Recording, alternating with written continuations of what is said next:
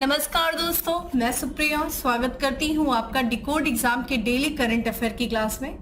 दोस्तों, आज हम अपने करंट अफेयर की क्लास में डिस्कस करेंगे 3 अगस्त 3 अगस्त से रिलेटेड करंट अफेयर को। तो चलिए दोस्तों, जल्दी से आप सभी लोग सेशन से जुड़ जाइए, सेशन को शेयर कर दें आप सभी लोग। और जैसा कि मैं उम्मीद कर रही हूँ आप सब लोग बहुत अच्छे से होंगे, अच्छे से अपनी प्रिपरेशन कर रहे होंगे।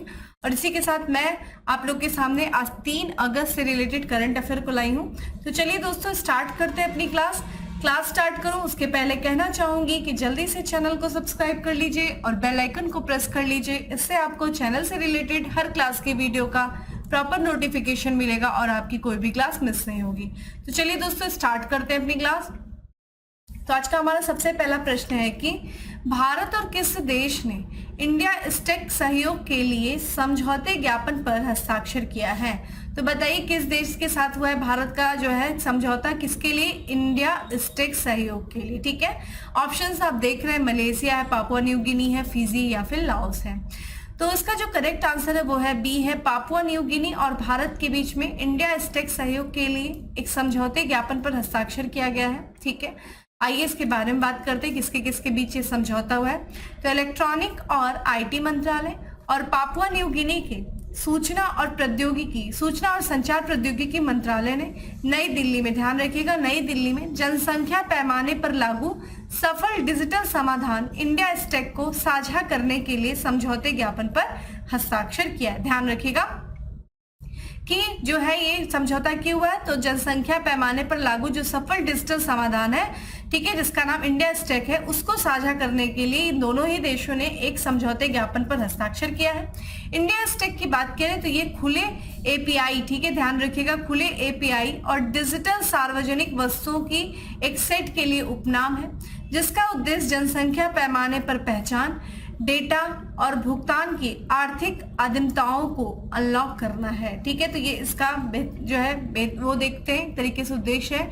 यद्यपि इस परियोजना के नाम में भारत शब्द है, यानी कि इंडिया है, इंडिया स्टेक की दृष्टि को किसी भी राष्ट्र पर लागू किया जा सकता है। भले ही इस पे हम इंडिया देख रहे हैं, लेकिन फिर भी इसकी दृष्टि जो है, इसके जो कुछ भी पैमाने उसको अन्य राष्ट्रों पर भी लागू किया जा सकता है। अगर हम बात करें एमयू यानी कि मेमोरेंडम ऑफ अंडरस्टैंडिंग पर हस्ताक्षर समारोह में भारत की तरफ से भारत पक्ष का नेतृत्व किसने किया था, तो MEITBI के जो राष्ट्रीय गवर्नेंस डिवीजन के जो अध्यक्ष और सीईओ हैं, जिनका नाम है अभिषेक सिंह, उन्होंने जो है हस्ताक्षर किए थे। ठीक है, तो ध्यान रखिएगा दोस्तों, यहाँ पे इंडिया स्टेक सहयोग के लिए भारत और पापुआ न्यू गिनी के बीच में समझौते ज्ञापन पर हस्ताक्षर हुआ है। अगले प्रश्न की तरफ बढ़ते हैं। अमेजन इंडिया ने किस झील पर पहला फ्लोटिंग स्टोर लॉन्च किया है? तो किस झील पे किया दोस्तों? तो करेक्ट आंसर इज ए है, डल झील पे। ठीक है, तो अमेजन इंडिया ने डल झील पर पहला फ्लोटिंग स्टोर लॉन्च किया है। ठीक है, डल झील। और ये डल झील दोस्तों कहाँ पे, ध्यान रखिएगा, तो ये डल झील जो है दोस्तों वो है कश्मीर के श्रीनगर में, जो है श्रीनगर के पास में ये डल झील स्थित है। और यहीं पर जो है इसी डल झील पर अमेजन इंडिया ने अपना पहला फ्लोटिंग स्टोर लॉन्च किया है।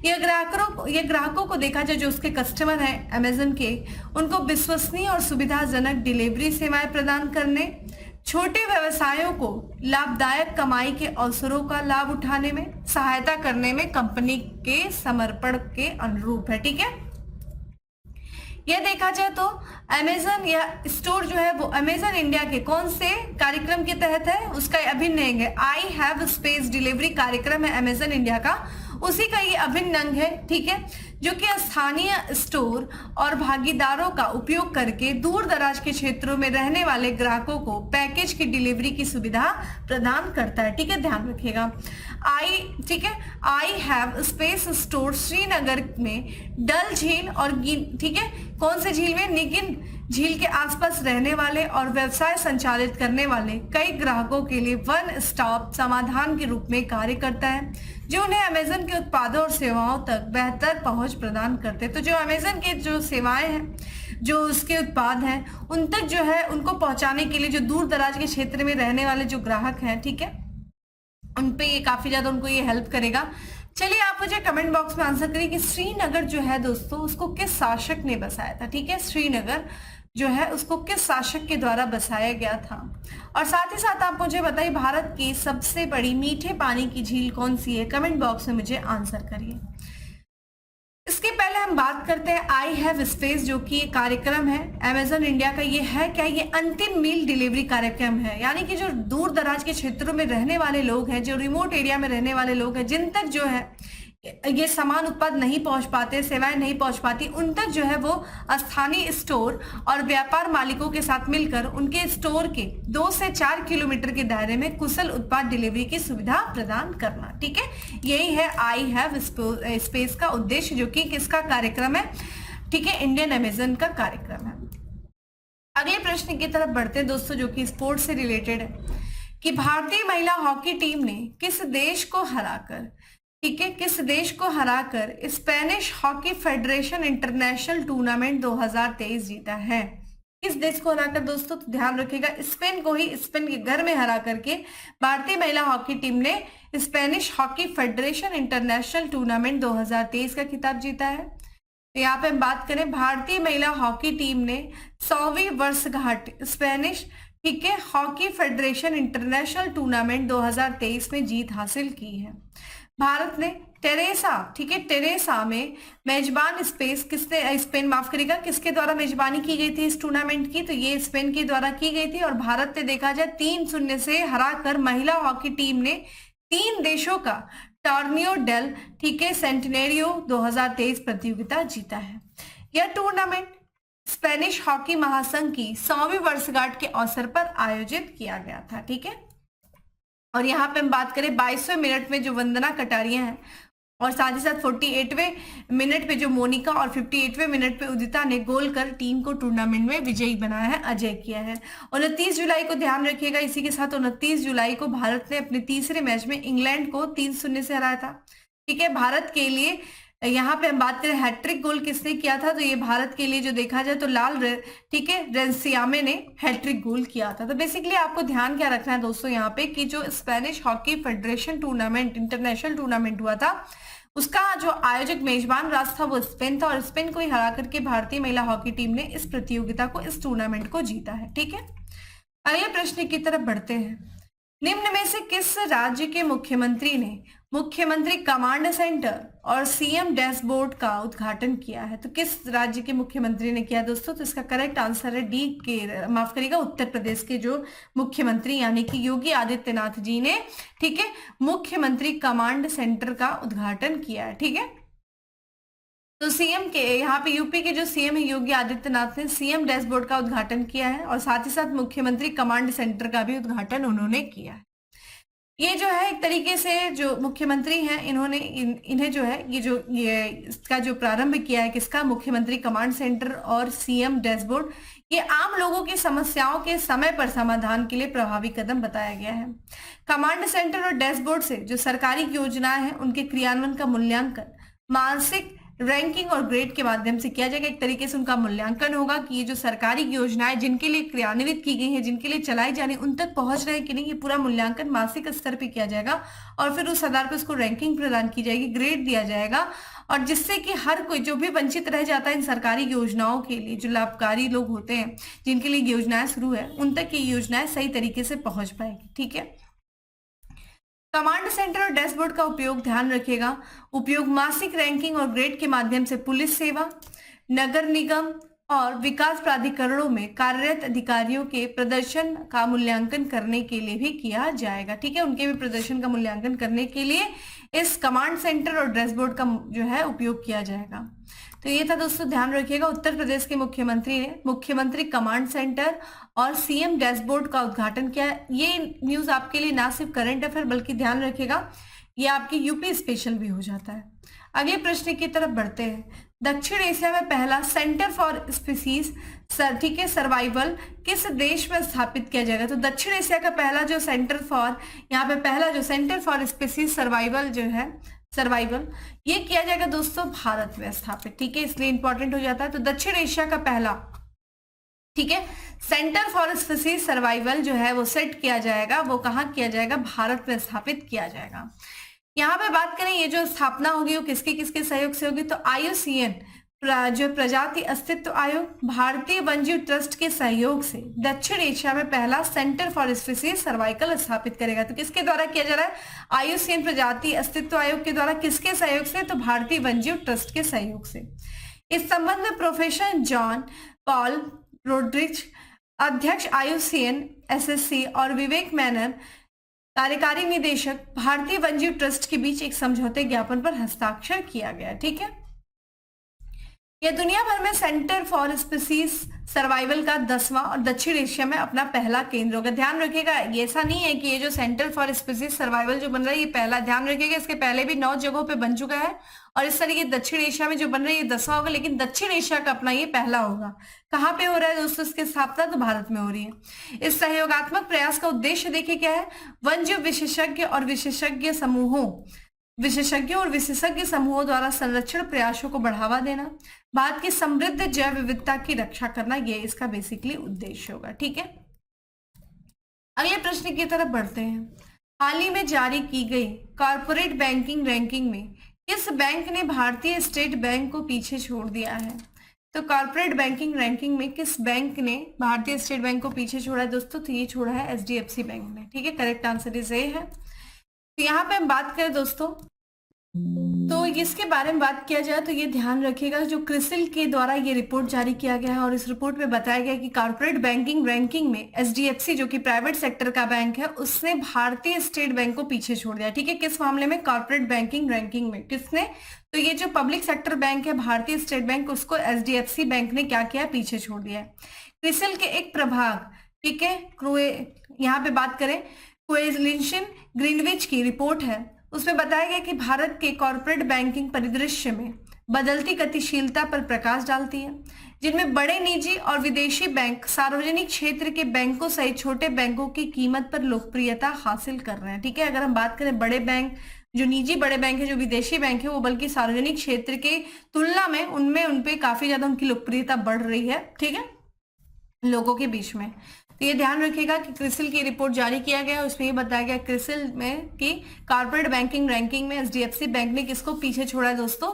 यहाँ पे स्टेट बैंक ऑफ इंडिया को।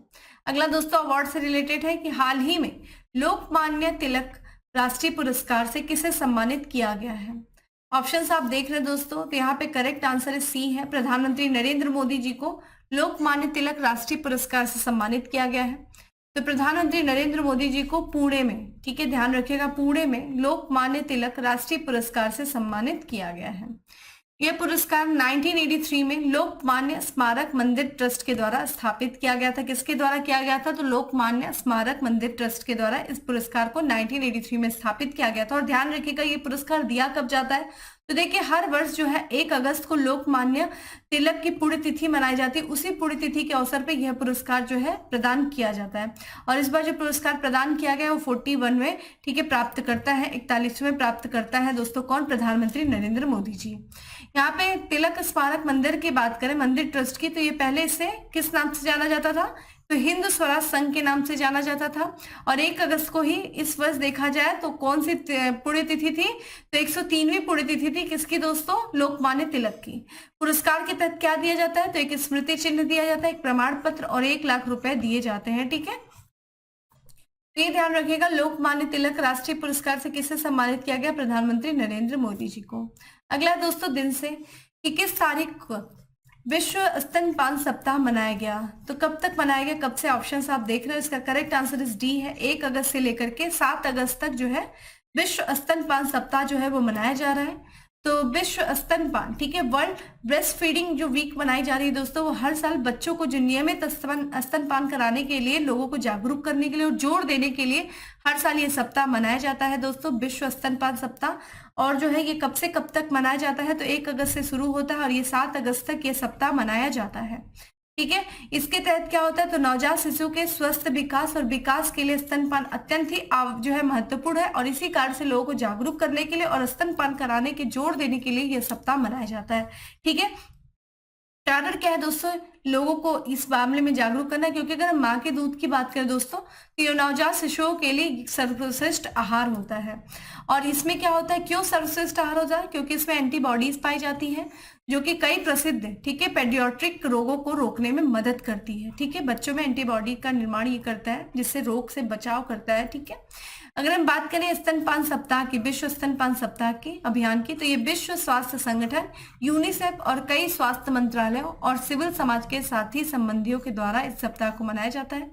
इस वर्ष की थीम क्या है इस सप्ताह की दोस्तों? तो let's make breast feeding and work, ठीक है। तो ध्यान रखिएगा ये सप्ताह कब से कब तक मनाया गया है। विश्व स्तनपान सप्ताह जो मनाया जा रहा है वो 1 अगस्त से शुरू होकर के 7 अगस्त तक मनाया जाएगा। अगले प्रश्न की तरफ बढ़ते हैं जो कि समझौते से संबंधित है कि भारत और किस देश के मध्य शिक्षा, स्वास्थ्य, जल सुविधा और सूचना प्रौद्योगिकी क्षेत्र में परियोजनाओं के क्रियान्वयन के लिए समझौते ज्ञापन पर हस्ताक्षर हुआ है? तो किस किस क्षेत्र में? शिक्षा के क्षेत्र में, स्वास्थ्य के क्षेत्र में, जल सुविधा के, सूचना प्रौद्योगिकी क्षेत्र में। तो यहाँ पे बात करें, करेक्ट आंसर इस डी है, लाओ पीपुल्स डेमोक्रेटिक गणराज्य के बीच में हुआ है। तो भारत और लाओ पीपुल्स डेमोक्रेटिक गणराज्य के मध्य देखिए शिक्षा, स्वास्थ्य, जल सुविधा और सूचना प्रौद्योगिकी के क्षेत्र में 5 त्वरित प्रभाव वाली परियोजनाओं के क्रियान्वयन के लिए 5 समझौते ज्ञापन पर हस्ताक्षर हुआ है। तो ये 5 समझौते को, ये जो परियोजना है इनको त्वरित जो है क्रियान्वयन के लिए ये समझौता ज्ञापन किया गया है। अगर हम बात करें लाओ पीपुल्स डेमोक्रेटिक गणराज्य की, तो इसके जो है गणराज्य के वियंतियाने ने दोनों देशों के बीच विदेश कार्यालय परामर्श के तीसरे दौरे के दौरान समझौते ज्ञापन पर हस्ताक्षर किए हैं। भारत का नेतृत्व, जो पक्ष का नेतृत्व किसने किया दोस्तों? तो भारतीय पक्ष का नेतृत्व जो किया वो विदेश मामले के जो सचिव हैं सौरभ कुमार, पूर्व सचिव, और लाओ पीडीआर के जो उप विदेश मंत्री हैं फोक्स खामखे फिथोने, इनके द्वारा जो है पक्ष का नेतृत्व किया गया। इन्हीं के बीच में समझौते किए गए, ठीक है, साइन किया गया। तो लाओ, और यहाँ पे ध्यान रखिएगा, तो शिक्षा, स्वास्थ्य, जल सुविधा और सूचना प्रौद्योगिकी क्षेत्र में परियोजनाओं के क्रियान्वयन के लिए भारत और लाओ पीपुल्स डेमोक्रेटिक गणराज्य के बीच में समझौता ज्ञापन हुआ है। आज के लास्ट एमसीक्यू की तरफ बढ़ते हैं। आज का हमारा लास्ट एमसीक्यू है कि हाल ही में एशेज सीरीज 2023 का आयोजन कहाँ किया गया दोस्तों? तो करेक्ट आंसर इस सी है, इंग्लैंड में, ठीक है। के बारे में बात करें दोस्तों, तो इंग्लैंड और ऑस्ट्रेलिया के मध्य होने वाले एशेज सीरीज का आयोजन इंग्लैंड में किया गया था, ठीक है। तो कहाँ पे किया गया था दोस्तों? इंग्लैंड में किया गया था। ऑस्ट्रेलिया इंग्लैंड के बीच एशेज सीरीज जो है दोनों बराबर पे ही जो है समाप्त हुई है। हालांकि दो सीरीज में के बराबर रहने के बावजूद ऐसे सीरीज पर कब्जा किसका है दोस्तों? ऑस्ट्रेलियाई टीम ने बरकरार रखा है। दोनों देशों के बीच पिछले ऐसे सीरीज में बात करें तो ऑस्ट्रेलिया ने 4-0 से जीत हासिल की थी। ऑस्ट्रेलिया टीम ने लगातार देखा जाए तो चौथी बार एशेज ट्रॉफी अपने पास रखी है, ठीक है। तो ये ध्यान रखिएगा कहाँ पे आयोजित किया गया दोस्तों? तो एशेज सीरीज ये किया गया है इंग्लैंड में। तो दोस्तों ये था आज का हमारा 10 एमसीक्यू। अब बात करते हैं फैक्ट्स ऑफ द डे की। तो आज का हमारा सबसे पहला फैक्ट है कि मैंग्रोव सेल स्थापित किया जा रहा है कहाँ दोस्तों? पश्चिम बंगाल में, ठीक है। मैंग्रोव का देखिए 40% भाग पश्चिम बंगाल में ही है, तो वहां पे ही मैंग्रोव सेल स्थापित किया जा रहा है। हाल ही में नेशनल माउंटेन क्लाइंबिंग डे मनाया गया। कब मनाया गया? 1 अगस्त को मनाया गया। दूरसंचार विभाग के सचिव का अतिरिक्त प्रभार संभाला है किसने? अपूर्व चंद्रा ने। स्मृति ईरानी ने G20 एम्पावर शिखर सम्मेलन का उद्घाटन किया। कहाँ किया? गांधीनगर, गुजरात में। भारत की पहली, ठीक है, यहाँ पे IAU 50 किलोमीटर विश्व चैंपियनशिप की मेजबानी करेगा। कौन करेगा दोस्तों? हैदराबाद करेगा। तेलंगाना की राजधानी हैदराबाद करने वाला है। तो दोस्तों ये था आज का हमारा करंट अफेयर। उम्मीद करती हूँ आपको अच्छा लगा होगा। अच्छा लगा है दोस्तों तो लाइक कर दीजिएगा, ज्यादा से ज्यादा लोगों के बीच में शेयर कर दीजिएगा। और डेली करंट अफेयर की जो PDF है वो आपको टेलीग्राम ग्रुप पे मिल जाएगी, जिसका लिंक आपको डिस्क्रिप्शन बॉक्स में दिया हुआ है। तो जाइए डाउनलोड करिए, ना सिर्फ डाउनलोड करिए बल्कि अपने शॉर्ट नोट्स बनाइए। दोस्तों फिर मिलते हैं हम अपने अगले सेशन में, तब तक के लिए bye, have a good day, stay safe and stay happy.